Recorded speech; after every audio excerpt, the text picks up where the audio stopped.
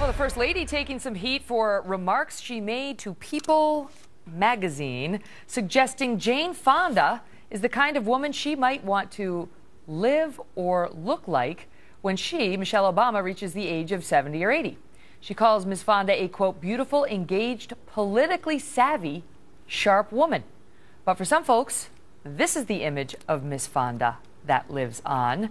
Joining me now to discuss it, Richard Fowler, host of The Richard Fowler Show, Mercedes Colwin, who's a Fox News legal analyst and criminal defense attorney, and David Webb, who is co-founder of Tea Party 365, a Fox News contributor and a radio talk show host. So this is the magazine. By the way, Trista and Ryan are still together and now have two beautiful children, just in case you were wondering. Bachelor fans. But Michelle Obama is in this article saying Jane Fonda is politically savvy. What do you make of it?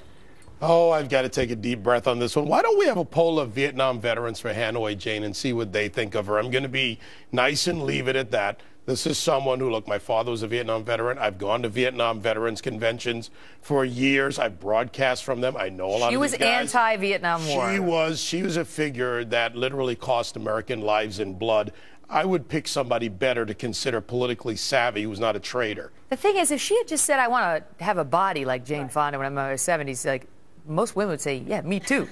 But when she added the political savvy part and named her somebody she wants to live like, then she crossed over into territory where people would criticize her. Mercedes? Oh, absolutely. I mean, politically savvy. This is someone, the Vietnam War, we had 60,000 American troops that died, nearly 2,000 POWs. So why are you sitting there with the North Vietnamese with a helmet on your head, sitting there smiling and making these anti-war comments when you have POWs and all these thousands, tens of thousands of American troops that died? And, I mean, the quote that they said, she said that POWs are liars and hypocrites. She's very alienating, Richard, to some Vietnam vets. Jane Fonda is. She came out and she starred in this movie, The Bachelor, right? And she got pushed back for portraying Nancy Reagan because some of these Vietnam vets who don't like her and others were like, why is she portraying Nancy Reagan?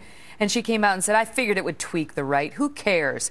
And she's been quoted as calling American soldiers during the Vietnam War as war criminals. She told the veterans who were upset about that role in The Bachelor to get a life.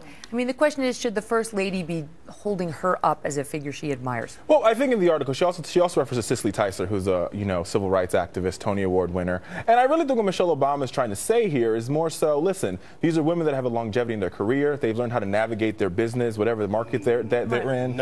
And they've done it well. But listen, you have to also understand that for a lot of times, outspoken women in the 60s, 70s, and 80s were always demonized in the patriarchal society. Okay, outspoken is one on thing. Both sides of the aisle. Going to the enemy of the United States and calling American soldiers killers, the things that she did, and you look at the kill ratio in the weeks that followed Hanoi Jane's visit, go talk to the Vietnam veterans about this across America like I have for decades and see how they feel about it. And she said, what she said was she's politically savvy and someone, come on, really? Let's take her. It's very controversial, only because I know, as you do, I hear from Vietnam vets all the time. Whenever we do a story on Jane Fonda, they are I'm not saying not fans Jane of hers. Fonda. I don't think All right, let's switch gears to something much more